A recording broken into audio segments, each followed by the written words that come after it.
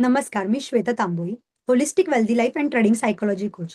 तर आजच्या व्हिडिओमध्ये आपण आपल्या बॉडीमध्ये जे चक्रास असतात ना, त्यांच्याबद्दल समजून घेणार आहोत. ते आपल्या लाईफवरती, आपल्या बॉडीवरती कसे इम्पॅक्ट करतात. ते जर ॲक्टिव्हेट असतील तर कसं चांगलं लाईफ होऊ शकतं आणि जर ते ॲक्टिव्हेट नसतील किंवा इम्बॅलन्स असतील, ब्लॉक असतील, तर त्याचा कसा इम्पॅक्ट आपल्या लाईफवरती, आपल्या बॉडीवरती, आपल्या हॅबिट्सवरती, सगळ्या गोष्टींवरती होतो, ते आपण आजच्या व्हिडिओमध्ये बघणार आहोत. तर व्हिडिओ शेवटपर्यंत बघा, कारण की व्हिडिओच्या शेवटी मी ह्या चक्रासला कसं ॲक्टिव्हेट करायचं किंवा कसं बॅलन्स करायचं, कशा-कशा पद्धतीने तुम्ही ते करू शकतात, ते मी सांगणार आहे. ज्यावेळेस मला समजलं, की आपल्या बॉडीमध्ये चक्रास असतात आणि मी त्याला समजून घ्यायला लागली, त्यावेळेस मला असं वाटायचं, की ह्या सगळ्या स्पिरिच्युअल गोष्टी आहेत आणि मी त्याच्याकडे त्याच पॉइंट ऑफ व्ह्यूने बघायची. पण जेव्हा मी याच्या डिटेलमध्ये गेली, तेव्हा मला समजलं, की हे फक्त स्पिरिच्युअल नाही, तर सायंटिफिकली, क्वांटम फिजिक्स वाईज किंवा माइंडसेट वाईज पण ह्या गोष्टी तितक्याच इम्पोर्टंट आहेत आणि तितक्याच मॅटर करतात. तर त्या कशा काय, ते आपण आज समजून घेऊया. सायन्सनुसार, आपल्या बॉडीनुसार आपण जर समजून घ्यायचं झालं, तर असं बोललं जातं, की आपल्या बॉडीमध्ये 72,000 नाडी असतात आणि ज्या तिथे एकत्र येतात, त्याला चक्र बोलतात. म्हणजे सिंपल वर्डमध्ये त्याला एनर्जी सेंटर्स बोलतात. सो आपले जे नर्व्हस असतात किंवा ग्लँड्स असतात किंवा हार्मोन्स जिथे एकत्र येतात, जिथे एनर्जी एकत्रपणे फ्लो होते, त्याला ते एनर्जी सेंटर सायन्सनुसार बोललं जातं. जर माइंडसेटनुसार बघायचं झालं, तर आपलं थिंकिंग पॅटर्न कसं आहे, आपले इमोशनल हॅबिट्स कशा आहेत किंवा आपलं बिहेवियर कसं आहे, आपण कसं रिएक्ट करतो, कसं रिस्पॉन्ड करतो, हे सगळं जिथून चालतं तेच म्हणजे एनर्जी सेंटर्स.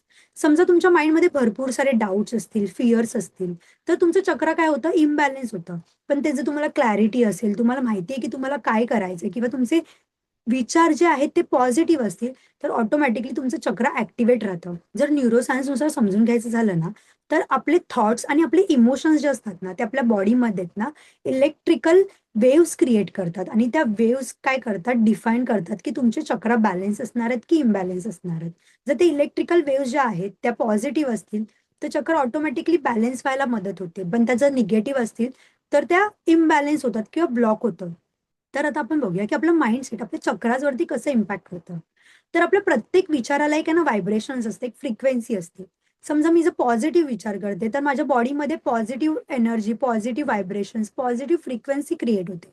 पण तेच जर मी निगेटिव्ह विचार करते, तर माझ्या बॉडीमध्ये निगेटिव्ह एनर्जी, निगेटिव्ह व्हायब्रेशन्स आणि निगेटिव्ह फ्रिक्वेन्सी तयार होते. समजा मी विचार करते, की मी पडली तर, मला लागलं तर, मला हे जमलंच नाही तर. म्हणजेच काय, हे विचार आहेत ना माझ्या बॉडीमध्ये फिअर क्रिएट करतात आणि ज्यावेळेस फिअर क्रिएट करतात, तर त्याचा इम्पॅक्ट माझ्या चक्रावरती होतो. पण तेच जर मी असा विचार करते, की मी स्ट्राँग आहे, माझ्यामध्ये स्ट्रेंथ आहे, माझ्यामध्ये कॉन्फिडन्स आहे, तर हे पॉझिटिव्ह विचार माझ्या चक्रासवरती पॉझिटिव्ह इम्पॅक्ट करतं. म्हणजेच काय, की ते ॲक्टिव्हेट व्हायला, बॅलन्स व्हायला आपल्याला मदत करतं. आपल्या बॉडीमध्ये 7 चक्र आहेत, म्हणजे 7 एनर्जी सेंटर आहेत. आणि प्रत्येक चक्र एक स्पेसिफिक लाईफ एरिया हँडल करतो. तर ते कोणते-कोणते आहेत आणि ते कसं हँडल करतात ते आपण बघूया. तर पहिलं चक्र आहे मूलाधार चक्र म्हणजे रूट चक्र. हे आपल्या लाईफमध्ये स्टॅबिलिटी घेऊन यायचं काम करतं. जर तुम्हाला खूप सारी भीती, इन्सिक्युरिटी किंवा अँक्साइटी वाटत असेल किंवा लोअर बॅकमध्ये पेन असेल किंवा लेगमध्ये पेन असेल, तर याचा अर्थ तुमचा रूट चक्र ब्लॉक असू शकतो. दुसरं आहे स्वादिष्टान चक्र म्हणजे सेक्रल चक्र, जे क्रिएटिव्हिटी आणि इमोशन्सचं काम करतं. जर तुम्हाला काही फीलिंग्स एक्सप्रेस करता येत नसतील किंवा तुम्हाला हार्मोनल इम्बॅलन्स होत असेल किंवा मूड स्विंग्स होत असतील, तर याचा अर्थ तुमचं सॅक्रल चक्र म्हणजे स्वादिष्टान चक्र ब्लॉक असू शकतं. तिसरं आहे मणिपूर चक्र, ज्याला सोलार प्लेक्सस चक्र आपण बोलतात. ते आपल्या लाईफमध्ये कॉन्फिडन्स आणि क्लॅरिटी घेऊन येण्याचं काम करतं. जर तुम्हाला खूप साऱ्या डाउट्स असतील, म्हणजे सेल्फ डाउट्स असेल, कुठल्याही गोष्टीची क्लॅरिटी नसेल किंवा वीक फील करत असाल, लो कॉन्फिडंट फील करत असाल, तर याचा अर्थ की तुमचं जे सोलार प्लेक्सस चक्र आहे ते ब्लॉक असू शकतं. चौथं आहे अनाहत चक्र, ज्याला हार्ट चक्र बोललं जातं. जे लाईफमध्ये लव्ह, रिलेशनशिप, हीलिंग ह्या गोष्टी हँडल करतं. जर तुम्हाला ट्रस्ट इश्यू असेल किंवा इमोशनल इम्बॅलन्स असेल किंवा तुमच्या चेस्टमध्ये हेवीनेस असेल, लेफ्ट शोल्डर पेन करत असेल, तर याचा अर्थ तुमचं हार्ट चक्र ब्लॉक असू शकतं. 5वं आहे विशुद्ध चक्र, ज्याला थ्रोट चक्र बोललं जातं. हे आपल्या लाईफच्या कम्युनिकेशन एरियामध्ये खूप इम्पॅक्ट करतं. समजा तुम्हाला बोलायची भीती वाटत असेल, तुम्हाला एक्सप्रेस होता येत नसेल किंवा तुम्हाला थ्रोट पेन असेल, नेक स्टिफनेस असेल किंवा थायरॉइड असेल, तर याचा अर्थ तुमचं थ्रोट चक्र ब्लॉक असू शकतं. 6वं आहे अजना चक्र, ज्याला थर्ड आय चक्र पण बोललं जातं, जे आपल्या लाईफमध्ये इनर इंट्युशन्स किंवा क्लॅरिटी घेऊन येण्याचं काम करतं.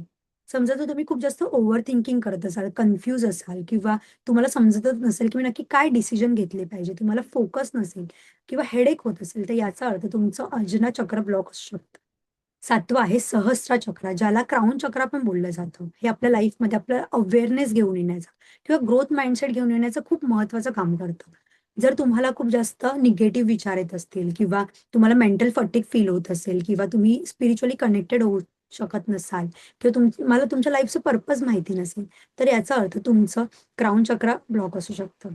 तर आता हे चक्र तुम्ही कसे बॅलन्स करू शकतात किंवा कसे ॲक्टिव्हेट करू शकतात, काय-काय मेथड्स तुम्ही यूज करू शकतात, ते मी आता सांगणार आहे. तर सगळ्यात पहिल्यांदा म्हणजे तुम्ही ब्रीथिंग वर्क करू शकतात. म्हणजेच काय, की 4 count of inhale, 2 count of hold आणि 6 काउंट ऑफ एक्झेल. सो असे वेगवेगळे ब्रीथिंगचे पॅटर्न्स आहेत.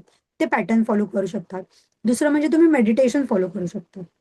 मेडिटेशनमध्ये कसं असतं, की ह्या प्रत्येक चक्राला एक वेगवेगळा कलर आहे आणि प्रत्येक चक्राचं एक वेगवेगळं प्रोनाउन्सिएशन आहे. सो त्याचा यूज तुम्ही तुमच्या मेडिटेशनमध्ये करून घेऊ शकतात. तिसरी गोष्ट म्हणजे तुम्ही एक्सरसाइज किंवा योगा करूनही हे चक्र ॲक्टिव्हेट करू शकतात किंवा बॅलन्स करू शकतात. वेगवेगळ्या प्रकारच्या एक्सरसाइज पर्टिक्युलर चक्रासाठी, वेगवेगळ्या प्रकारचे योगा पर्टिक्युलर चक्रासाठी अवेलेबल आहे. गोष्ट म्हणजे तुम्ही अफर्मेशन्स बोलू शकतात, जे पॉझिटिव्ह अफर्मेशन्स असतील. जसं मी बोलली, की माइंडसेटचा इम्पॅक्ट होतो. तुम्ही काय विचार करतात त्याचा इम्पॅक्ट होतो. सो तुम्हाला positive affirmation, positive sentences create करायचे आहेत, जे तुमच्या चक्रासवरती पॉझिटिव्हली इफेक्ट करतील. सो तसे अफर्मेशन्स तुम्ही क्रिएट करू शकता. 5वी गोष्ट म्हणजे तुम्ही जर्नलिंग पण करू शकतात. समजा माझा हार्ट चक्र ब्लॉक आहे आणि मला रिलेशनशिप इश्यू आहे. तर मी काय करू शकते, जे काही अँगर आहे, जेव्हा जी काही रिझेंटमेंट असेल, ते सगळं लिहून काढून सगळं जर्नलिंग करून टाकते आहे. सो ते पण तुम्ही फॉलो करू शकता. सो अशा वेगवेगळ्या टेक्निक्स तुम्ही फॉलो करून तुमचं चक्र ॲक्टिव्हेट करू शकतात, त्याला बॅलन्स करू शकतात.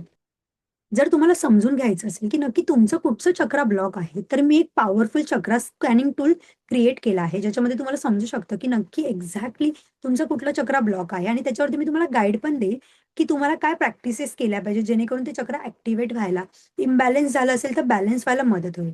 जर तुम्हाला हे समजून घ्यायचं की एक्झॅक्टली तुमचं कुठलं चक्र ब्लॉक आहे आणि त्याला ॲक्टिव्हेट करायचं असेल, तर मी खाली माझी Instagramची लिंक देते. त्या लिंकवरती मला चक्रा असा DM करा. मी तुम्हाला नक्की हेल्प करेल. मी पर्सनली तुम्हाला गाईड करेन.